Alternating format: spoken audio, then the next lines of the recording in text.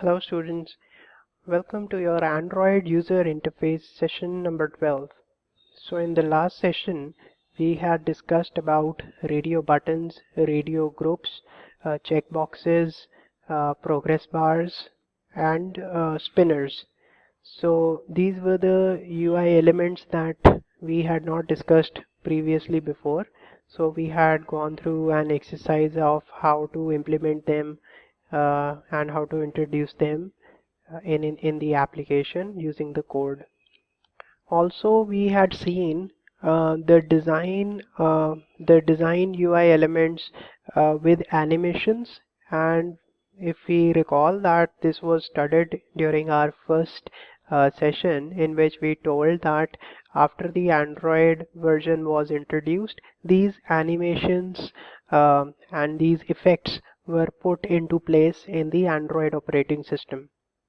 So basically these animations and these effects are all part of material designing.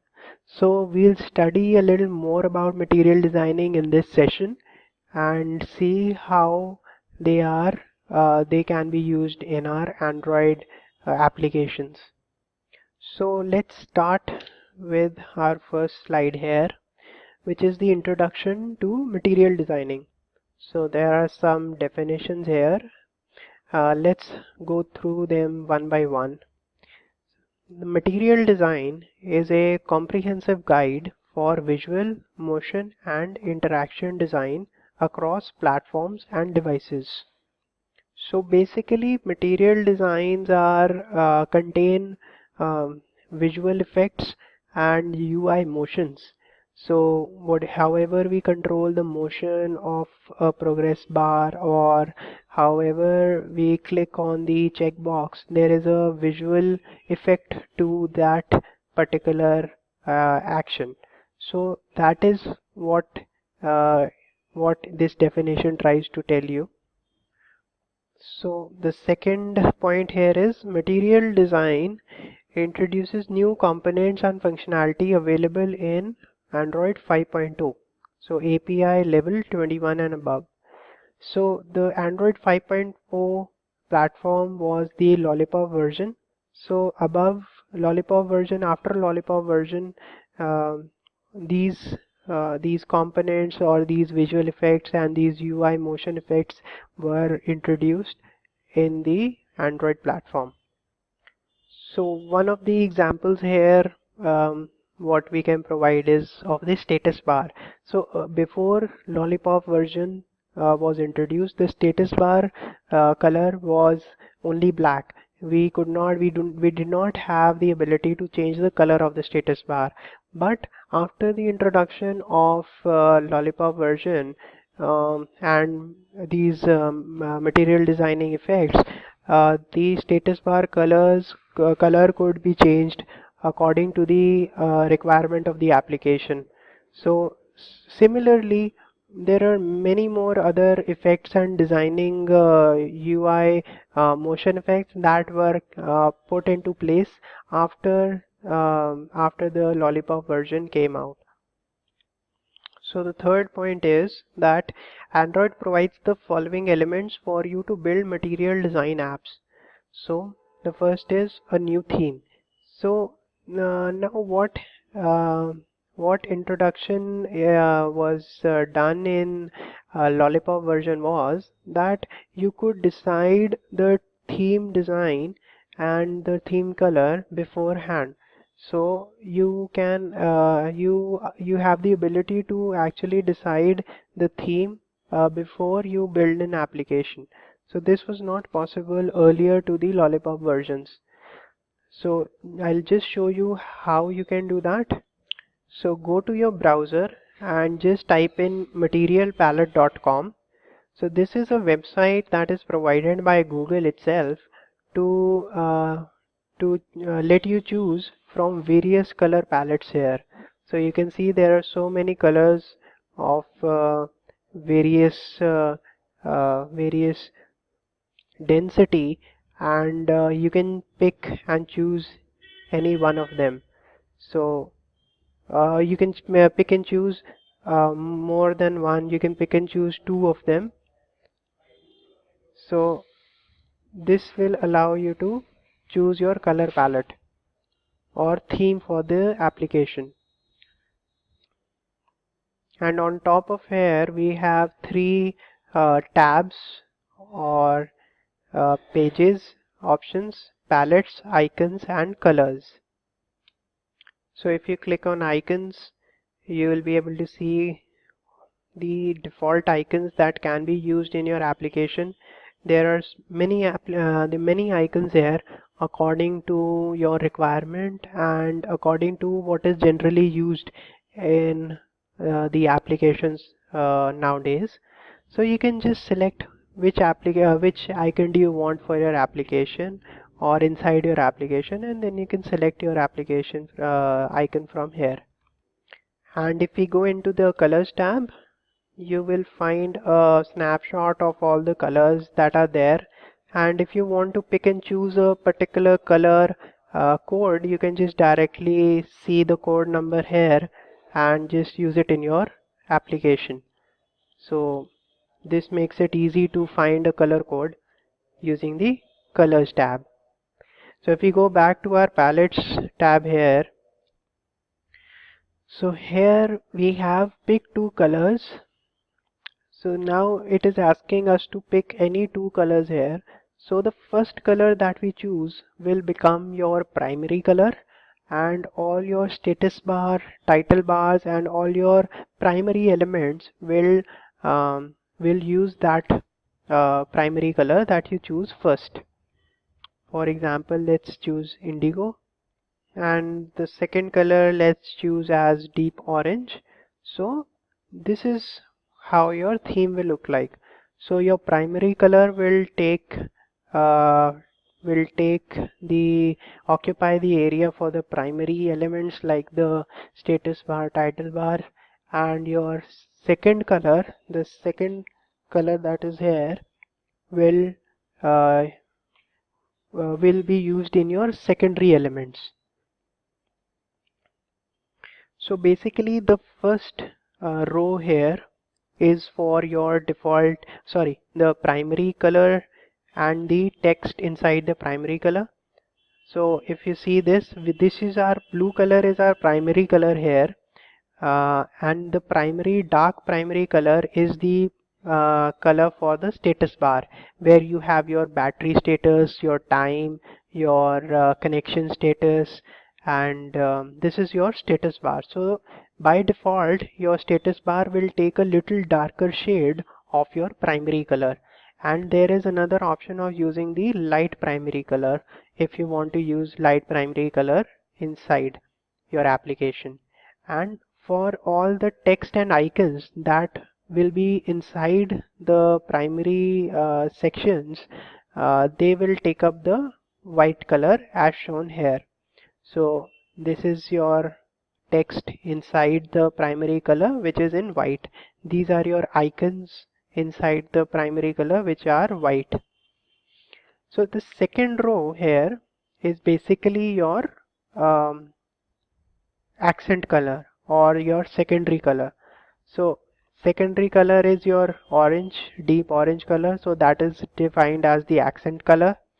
And any text that is written in the in outside the primary sections, which are the secondary sections, they will be shown in the black text. Secondary text is basically your subtext which comes underneath your headings, so which is this. So the color is defined here, and your dividers, if anywhere used in the application, will automatically take up this color, divider color. So you can download this set of colors and this particular theme using the download button here. If you click on download, you will get many options. So there is CSS, SASS, LESS, SVG, XML, PNG and Polymer. So normally we are currently using the XML version of it. So we'll just select the XML part, and this colors indigo file will get downloaded. So here is our file that we have downloaded, and if we just see this in our downloads folder, so we can see this is our XML file. The colors denotes that it is a color file. Indigo denotes that the primary color was indigo, and deep orange indicates that the secondary or the secondary color was deep orange. So if we open this in our folder and we try to open it using this, so this is basically this is our color file that we use in our XML code. So this is how the color name and the color codes are already defined in this color file. So this was all about how to download the color or the theme file for your application. So this is how you can define a new theme by using the primary color and the secondary color and downloading it and using it in the XML code. So the second point is new widgets for complex views. So there were some new widgets introduced and for complex views, which we'll study later on. Third point is new APIs for custom shadows and animations. So basically this means that we can provide 3D effects to our elements, which can be text, which can be image, which can be certain other like buttons, which can be any view basically. So the shadows or animations can be given using the new APIs. The shadow can be also given using elevation. We can give a shadow using we can elevate the height of the view to provide a shadow, and how much shadow we need to provide we can define by using the elevation of the view. So these are the basic changes to the animations and to the design perspective in the Android 5.0 and above level. So these are the designing advances that were made at that point. So just to make sure that the application was not boring or bland. So moving on, we have the material theme. So reading the definition, the material theme provides a new style for your app system widgets that let you set their color palette and default animations for touch feedback and activity transitions. So basically what it means is that we have uh, uh, certain subtle effects that are there. For example, a button. If we click on a button, so we can see actually the button being pressed on the screen. So that effect is basically the subtle effect that is being provided in the material theme design for the user to have a more interactive experience with the application. So let's go to our Android Studio and see how to change the theme uh, from the default to what we have downloaded, and let's see how these animations take place in that theme. So let's go to our Android Studio. So basically this was our what we had created the last time, if you remember.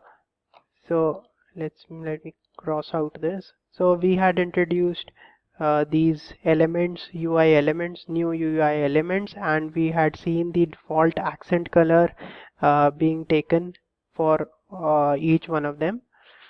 So now here, if we want to change the whole theme setup and we need to use the theme that we have currently downloaded, then how to do that? So what we need to do is we need to go to our folder where we have our theme. Just copy this theme and go back to our Android Studio and search for our colors folder, which can be found in application and resource, main, and then resource. So you need to go into this values folder, which already contains one color.xml file. So here what you need to do is click and paste. So your XML file will get added in the values folder. So this is our code in XML, but if you notice that there is a comment line written on top, palette generated by material palette, materialpalette.com, indigo this. So we need to just remove this because in XML there should not be any extra line which should be written in the code. So if we check the names that are defined for the colors in this file and the original default colors.xml file, so these are different. So here XML file, colors.xml file contains different names for colors, while here in our case, in the theme that we downloaded, the colors are defined with a different name. So in order to use these colors in our theme, what we need to do is in our application, so what we need to do is we need to define them in this styles.xml file. So if we open styles.xml file currently, you will only be able to see these three item names that I have highlighted. One will be the color primary, one will be the primary dark, one will be color accent. You won't be able to see this style tag that is defined below. The reason is that you haven't added a style tag at any point, so that is why there is no second style tag.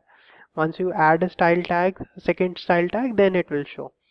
So currently you only will be able to see this style tag with color primary, primary dark, and accent color.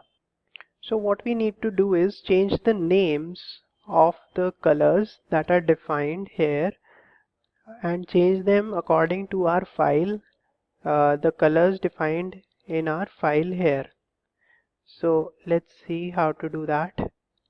So we just need to copy from here and paste it here. So this is the primary, paste it here, paste.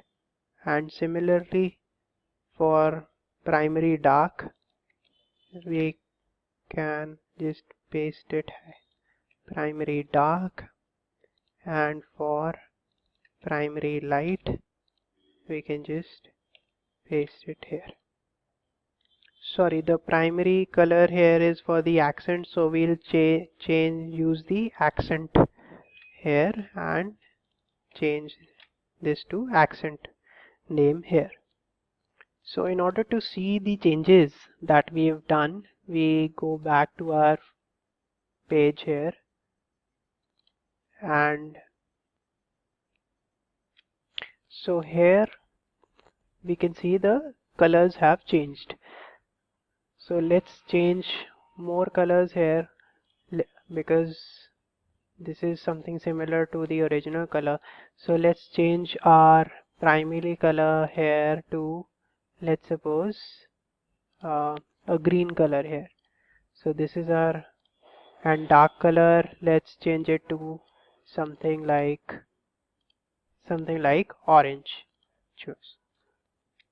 So once that is done, we can just see that the colors have changed accordingly. So the dark color has taken the orange color, and the primary color is now the green color, and the accent color is the orange color defined here in our styles.xml file. Also, if you want to see, if you go here and if you want to see the colors styles theme and you want to see what theme that is currently being used, you can directly go to the Android manifest XML file, and once you double click on it, this will open, and here you can see the theme name that is being used. So currently our styles theme name is app theme new. So this is our name, app theme new, which contains these three colors, which is being used in our form field page. So this is how you can check which theme is being used by going into the Android manifest file. So this theme is defined in the style folder, so which is our styles.xml file here. So if we have another style tag here, or a style file, and the name is, let's suppose, app theme 1 rather than new, and the colors are rather than primary, we can choose, let's say, color primary and color primary dark and color accent. So once we define these here, we'll have the second style tag. So if in our application we are using two different themes or two different color styles, then we can define different colors here in the styles.xml file and use them in our application. So if we go back into Android manifest, so you can actually see the main activity class also. So you can actually define which theme goes into which class as well. So according to the each and every class can have its own theme name or own theme style as well. So in order to use the second theme that we have defined here, which is the app theme 1, we go into our theme selector here. So here we have app theme 1, and once we select it, we can see the colors change according to the colors defined in the the style tag here, the second style tag. So this is how you can define different theme colors for your different classes or pages inside a single application.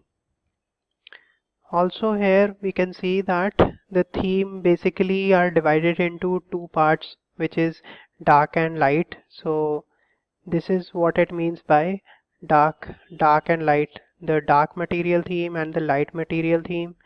Here we can see that it is defined as light and dark action bar, light and dark action bar. And if we go here and see here, so we can see material dark, these are the dark themes, and material light, these are the light themes. So this was all about theme selection and how to define a theme, how to use a theme for different classes and pages. So going on to the next section, which is list and cards. So if we go by the definition here, the Android provides two new widgets for displaying lists, cards and lists with material design styles and animations. So basically what it means is that Android provides a predefined template for you to define, for you to show a list view and card view. So there is a predefined sort of a structure which is defined in Android Studio for showing lists and cards. So those two new widgets are the new recycler view widget, which is a more pluggable version of list view that supports different layout types and provides performance improvements. And the next is the card view widget, which lets you display important pieces of information inside cards that have a consistent look and feel. So talking about the recycler view widget, Basically what it means that earlier you could make a list view which was a normal list view, but with the recycler view widget there were options of making a grid view also, which is also a type of list view. So you could change your list view and see them in different styles. And talking about the card view widget here, so card view widget, if you remember, while doing our last session we had introduced corners uh, in our view. So the corners in the card view, the corners are already present. There is some level of elevation so that there is a 3D effect or a shadow effect onto the background of the page. So these effects are already pre-built inside the card view. So you don't need to actually code them while using a card view widget. So let's see how they look like in actual applications and our phones. So basically this is your grid view and this is your card view. The recycler view can be a grid view or a card view. It really depends on which type of view that we are using. And talking about simple a card view, this is a card, single card, and this is the view that we were talking about, that it has got shadows on each side so that it gives a feeling of some elevation or a 3D effect while viewing on the screen.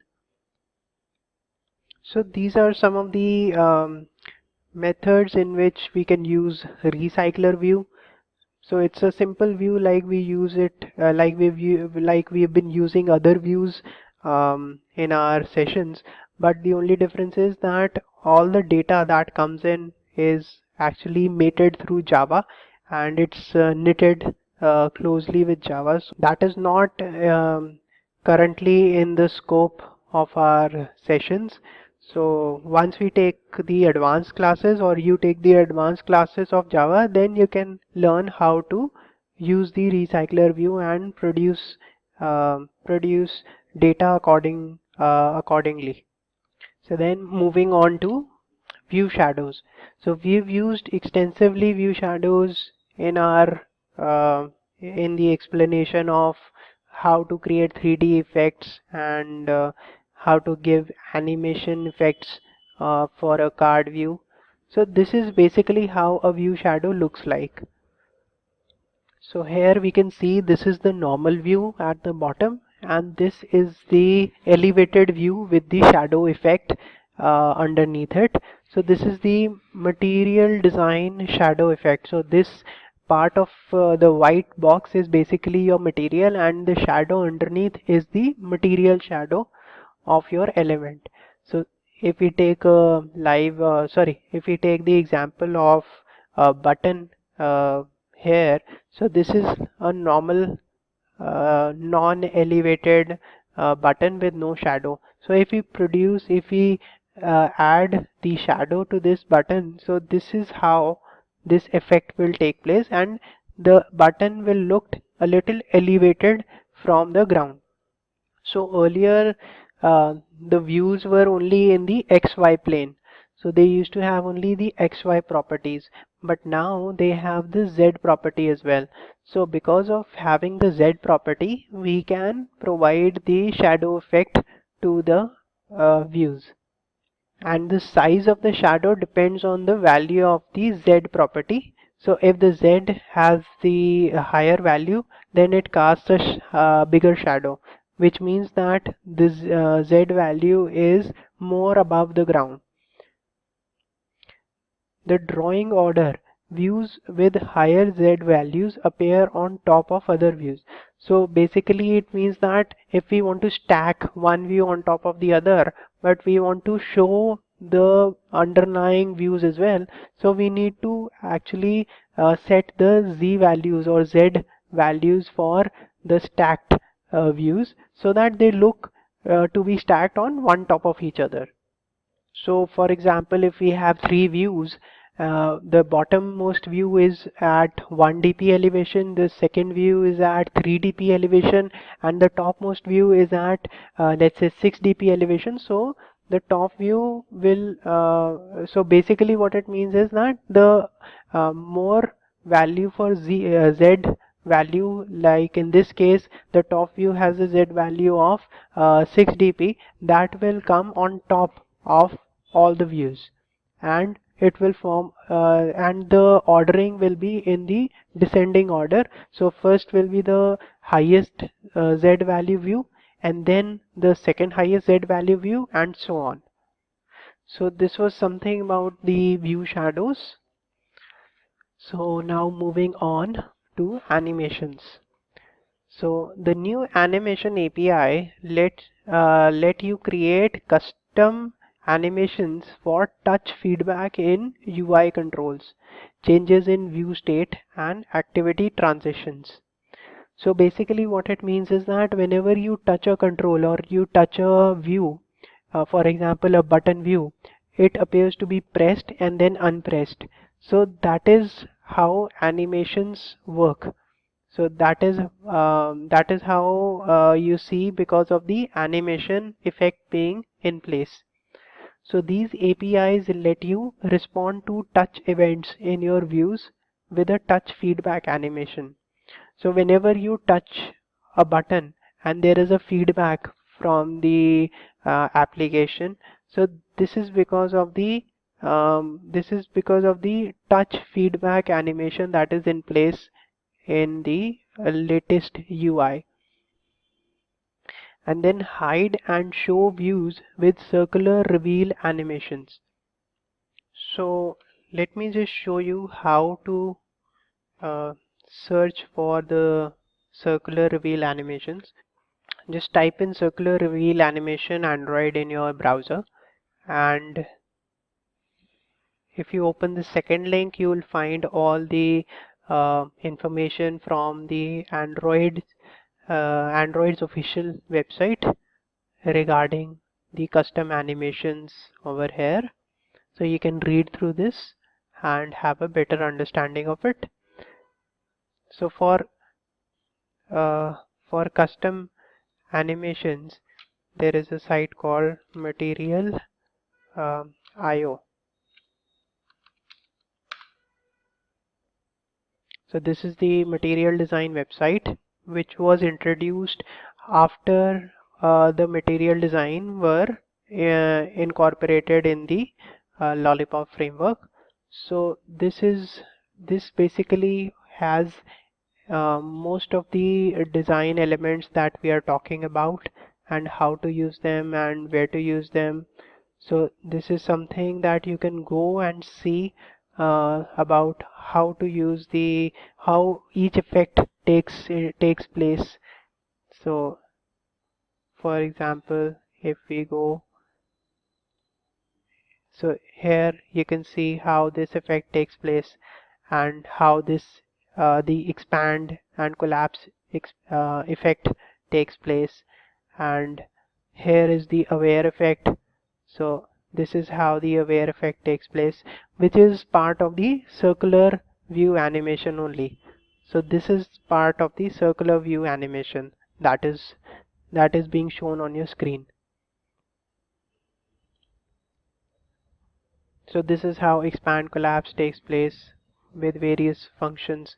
This is how if you want to show a ringer effect on your in your application, this is how you can use the animation.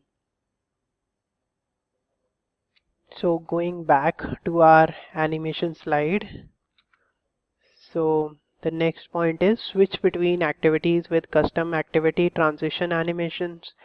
Then create more natural animations with curved motion, which we just saw how the curved motion was working on that on the screen here. So this is the curved motion animation. This is also a curved motion animation. The animation is moving in curves. So this is the curved motion animation.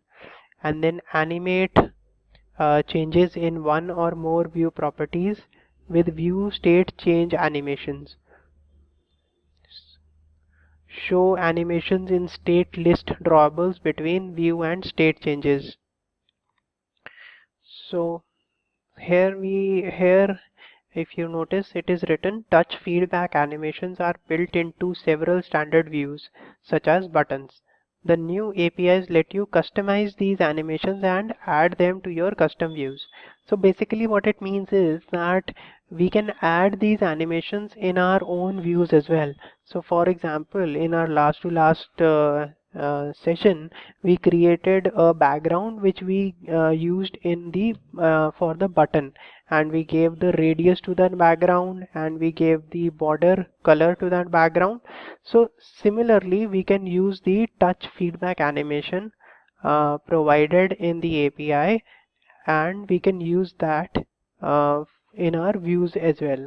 So that is all is done through XML, just like we were adding the background color, adding the radius effect through XML. So similarly, these touch feedback animations can be added to your views through XML only. So we'll be using drawables to create such animations and create such views using these animations. So we'll be doing that at a later stage, maybe in the next video. So you'll learn a little more about these animations then. So talking about drawables, so these new capabilities for drawables help you implement material design apps. So there are some new capabilities inside drawables which enhance your material designing capabilities. So the new capabilities are vector drawables are scalable without losing definition and are perfect for single color in-app icons. So these are the same vector icons that we had used in one of our previous exercises, where we had selected a vector icon, and here what is written is that we can use it for any screen size because it is scalable. Scalable means that we can reduce it or expand it to any screen size without losing its resolution, without having any loss in its resolution or its quality. Then drawable tinting lets you define bitmaps as an alpha mask and tint them with a color at runtime. So basically you can define drawable tinting. You can define bitmaps as the alpha mask using the drawable tinting effect, and you can change the color or tint the color at runtime. And then our last point here is color extraction lets you automatically extract prominent colors from a bitmap image. So basically bitmap image is a type of image, and the colors used, the prominent colors or primary colors used inside that bitmap image can be extracted using the drawables capability. So this is basically the extension of drawables and what we can do with drawables.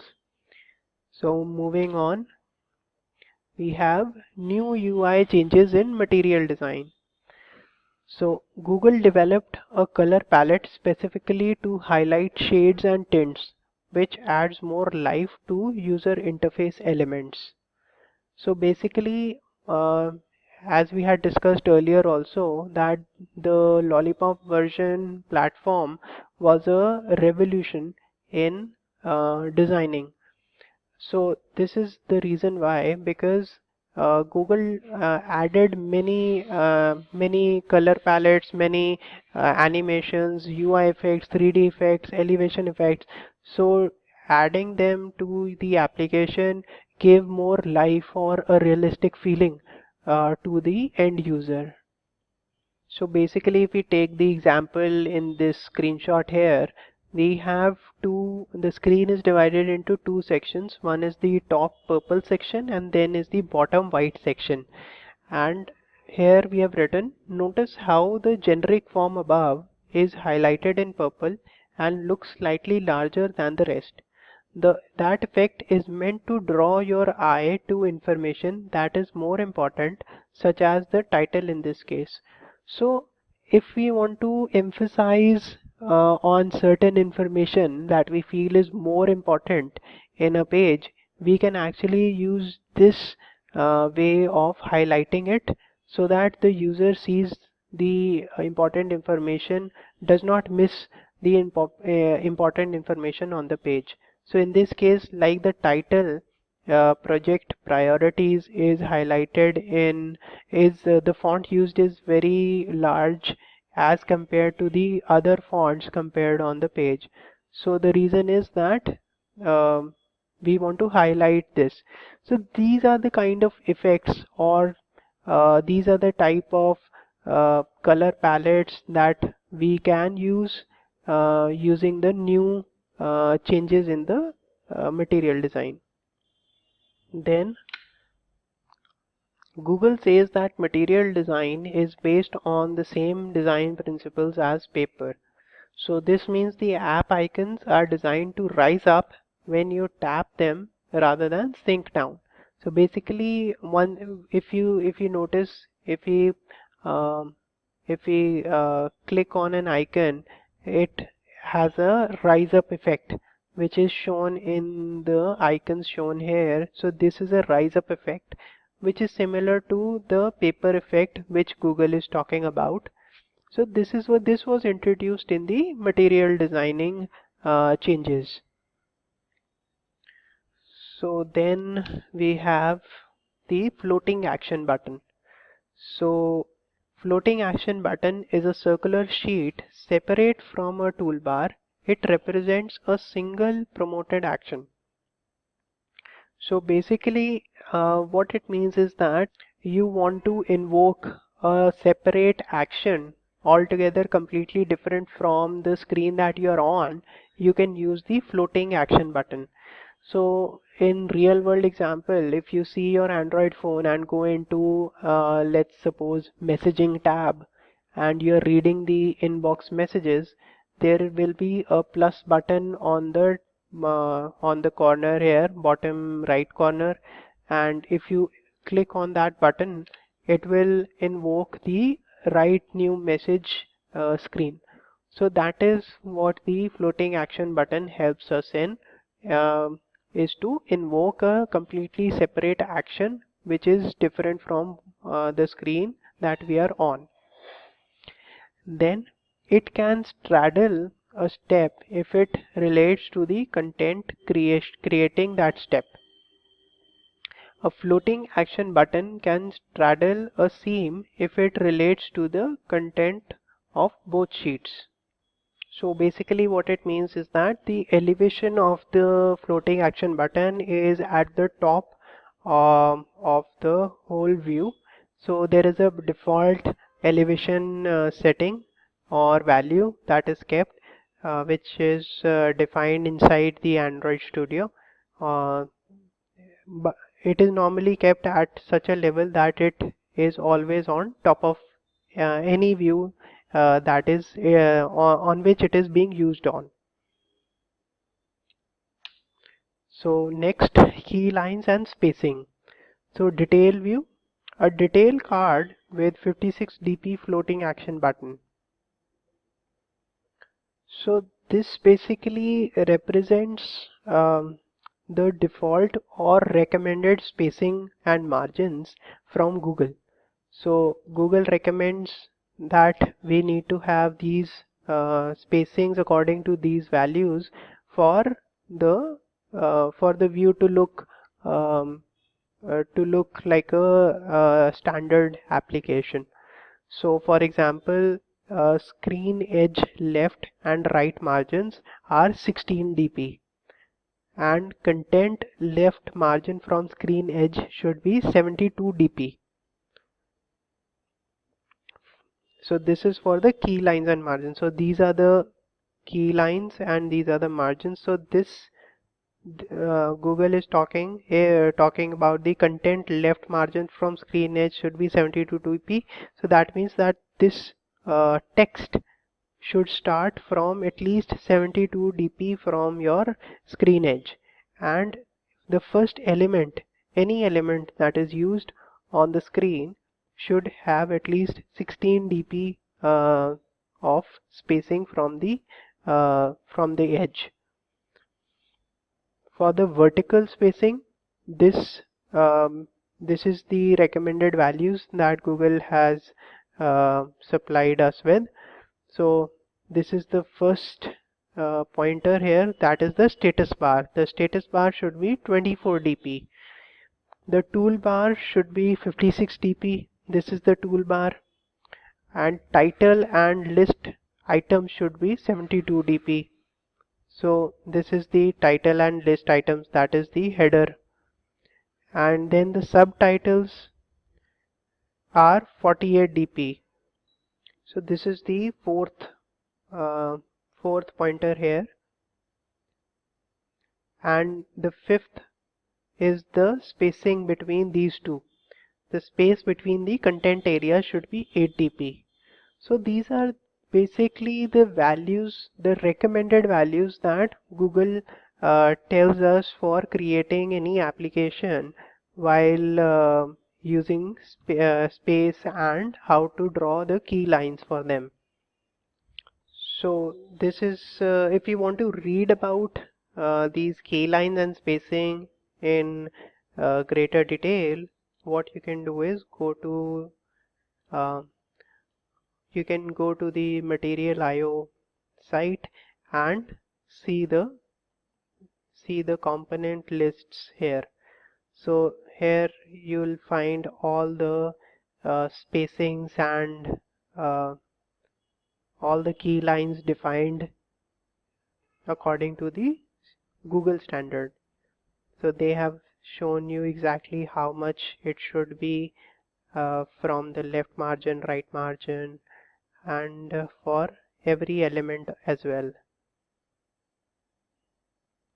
So in this website you can study in detail about all the material designing aspects, the patterns, data formats, gestures, permissions, and usability, growth and communications, components that are used, cards, chips, data tables, grid lists, menus.